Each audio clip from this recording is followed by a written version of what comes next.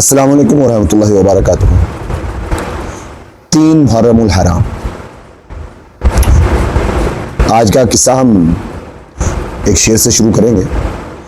وفا کی داستانوں میں قصہ امر ہوگا، حسین نے یاد کیا جسے وہ حبیب کربلا ہوگا۔ ایک ہو دوست حبیب ابن مظاہر جیسا، ایک ہو دوست حبیب ابن مظاہر جیسا، بے تکلف جسے مقتل میں بلایا جائے، بے تکلف جسے مقتل میں بلایا جائے۔ 3 محرم الحرام۔ جی سامعین، حضرت حبیب ابن مظاہر، حضرت حبیب ابن مظاہر حضرت امام حسین علیہ السلام کے بچپن کے دوست 3 محرم کو خط لکھتے ہیں امام علی مقام حبیب ابن مظاہر کو، اور بتاتے ہیں دوست میں کوفہ میں اور تو ابھی تک کتنی دور۔ اللہ اکبر۔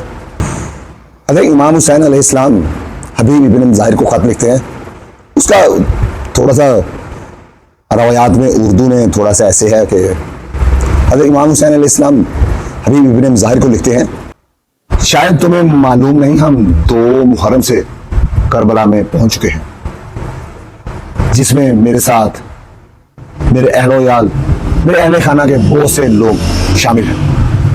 ہمیں چاروں طرف دشمنوں نے گھیر رکھا ہے، اور اگر اس وقت تم ہماری مدد کرنا چاہتے ہو تو کربلا پہنچاؤ۔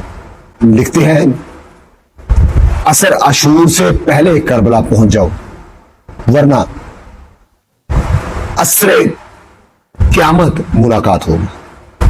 اس خط کا یہ متن تھا، کیونکہ حضرت امام حسین علیہ السلام نے جب حبیب ابن مظاہر کو خط لکھا تو یہی تھا کہ اے میرے دوست، میں ادھر اور ابھی تک تم میرے پاس نہیں پہنچے۔ جیسے شاعر نے خوبصورت طریقے سے شعر میں بیان کیا ہے، بے تکلف جسے مقتل میں بلایا جائے۔ تو دوست ایسے ہی ہوتے ہیں، بے تکلف۔ حضرت امام حسین علیہ السلام مکہ سے واجب حج چھوڑ کر اس کو عمرہ میں تبدیل کر کے کوفہ روانہ ہوئے، صرف اسی وجہ سے جب یزید کی فوج، یزید کہہ رہا تھا کہ میرے حق میں بیعت کرو، اور حضرت امام حسین علیہ السلام نے کہا میں اور تیری بیعت کروں۔ حضرت امام حسین علیہ السلام کوفہ روانہ ہوئے، یزیدی لشکر بھی کوفہ کی طرف روانہ ہوا، کربلا کی طرف چلے گئے۔ 2 محرم الحرام 61 ہجری خیمے لگ گئے۔ حبیب ابن مظاہر کو خط لکھا گیا۔ حبیب ابن مظاہر نے وہی خط اپنی زوجہ سے کے ساتھ متن اس کو بتلایا، شیئر کیا۔ تو حبیب ابن مظاہر کے ساتھ ان کے دوست اور ان کے اہل خانہ، اہل بیت اطہار کی خدمات میں پیش شامل ہو گئے۔ خط لکھا گیا، یزیدی فوج گھیرے تنگ کرنے شروع ہو گئے۔ حضرت امام حسین علیہ السلام خیمے لگے ہوئے ہیں، گھیراؤ تنگ کیا جا رہا ہے۔ اللہ تبارک و تعالی ہمیں اہل بیت اطہار کی محبت عطا فرمائے، اور ہمارے دلوں کو اہل بیت اطہار کی محبت سے دلوں کو منور کرے۔ 3 محرم الحرام 61 ہجری کربلا کے اہم دنوں میں شمار ہوتا ہے۔ اس دن حضرت امام حسین کے قافلے کا محاصرہ مضبوط ہونا شروع ہو گیا۔ دشمن نے امام علیہ السلام کی نقل و حرکت پر کڑی نگرانی شروع کر دی۔ کربلا کا میدان باقاعدہ طور پر جنگی کیمپ میں تبدیل ہونا شروع ہو گیا۔ حضرت امام حسین علیہ السلام جانتے تھے دن بدن حالات سنگین ہوں گے۔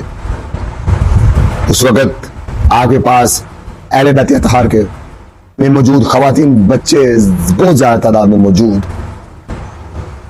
آپ نے اعلان کیا اور فرمایا اگر کوئی ابھی بھی جانا چاہتا ہے تو میں اسے جنت کی ضمانت دیتا ہوں، وہ جا سکتا ہے۔ لیکن کون جائے گا؟ حبیب ابن مظاہر کو خط لکھا گیا، اس کا متن میں پیش کر چکا ہوں۔ جب آپ کو خط ملا، جب حضرت امام حسین نے دیکھا دشمن کی تعداد مسلسل بڑھ رہی ہے، بن مظاہر खत मिला, उन्होंने अपने दोस्तों से उसका जिक्र किया अपनी, और रात के वक्त खुफिया तौर पर कूफा से रवाना हुए।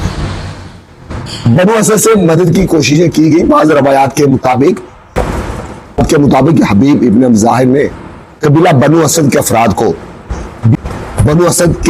को भी इमाम हुसैन अलैहिस्सलाम की मदद के लिए आमादा करने की कोशिश की। कई अफराद तैयार हो गए थे, लेकिन दुश्मन को उतरान मिल गई और रास्ते में रुकावट डाल दी गई, जिसकी वजह से बड़ी तादाद में लोग करबला ना पहुंच सके। 3 मुहर्रमुल हराम हज़रत इमाम हुसैन और साहब के जज्बात, अल्लाह की रज़ा पर कामर राजी होना चाहिए। हज़रत इमाम हुसैन और 3 मुहर्रमुल हराम हज़रत इमाम हुसैन अलैहिस्सलाम यही पैगाम देते रहे, अल्लाह की रज़ा पर कामल राजी थे। वो उम्मत की इस्लाह के लिए मिशन पर साबित कदम थे। वो अपने साथियों की रूहानी तरबियत फरमा रहे थे। हालात की संगीनी वो जानते थे कि आने वाले दिन इतने संगीन हो जाएंगे हमारे लिए। आगे लाखों की तादाद में फौज और इधर 72 अफराद, उसमें भी मसूरात और बच्चे शामिल। जानते थे हालात मुश्किल हो रहे हैं। इमाम के साथ वफादारी के अहद पर वो सभी कायम थे। आजमाइश के आसार वाज़ेह तौर पर नजर आ रहे थे। खवातीन और बच्चों के दिल भी बेचैन थे, लेकिन सब अल्लाह पर भरोसा रखते थे। वो जानते थे वो अपने नाना के दीन को बचाने की खातिर निकले, इस्लाम की खातिर निकले। और उधर से उमर बिन साद अबी वकास उमर बिन साद यजीदी फौज की तरफ से एक लश्कर लेकर इमाम हुसैन के पास, हजरत इमाम हुसैन अलैहिस्सलाम के पास पहुंचते हैं और उनको लालच देते हैं, उनको बताते हैं कि यजीद की बैत कर ले। मुआसरा तंग करने की धमकियां दी जाती है। दुश्मन ने मुआसरे को मजबूत करना शुरू कर दिया। इमाम हुसैन अलैहिस्सलाम ने अपने दोस्तों से ये भी कह दिया, अपने अहले खाना से, अपने हज़रत इमाम हुसैन अलैहिस्सलाम मुसलसल यही फरमाते रहे, ये सब्र है, वफा है, अपने नाना के दीन को बचाने के लिए हम निकले। हक की पहचान के बाद इसका साथ देना बहुत जरूरी है। तादाद नहीं बल्कि इखलास और ईमान ही असल ताकत है। हज़रत हबीब इब्न ज़ाहिर की तरह हक की आवाज पर लब्बैक कहना ही मोमिन की शान है। इमाम हुसैन अलैहिस्सलाम का मिशन इक़्तिदार नहीं था, बल्कि अपने नाना के दीन को बचाना, दीन इस्लाम की हिफाजत और इस्लाह उम्मत था। 3 मुहर्रमुल हराम 61 हिजरी करबला में हालात मजीद सख्त हुए जा रहे हैं। उमर बिन साद अपनी फौज के साथ पहुंचा और इमाम हुसैन अलैहिस्सलाम ने अपने मुखलिस साथी हज़रत हबीब इब्न ज़ाहिर को मदद के लिए पे। उधर से उमर बिन साद यजीदी फौज की तरफ से आते हैं। उधर से हबीब इब्न ज़ाहिर अपने इमाम हुसैन अलैहिस्सलाम के पास आ जाते हैं। ये दिन वफादारी, हक शनासी और नुसरत इमाम की अजीम मिसाल के तौर पर इस दिन को याद किया जाता है। हमारी यही दुआ है, अल्लाह तबारक व तआला हमारे दिलों में अहले बैत अतहार की मोहब्बत को उजागर करे। अल्लाह तबारक व तआला हमारे दिलों को अहले बैत अतहार की मोहब्बत से मुनव्वर करे। आमीन सुम्मा आमीन।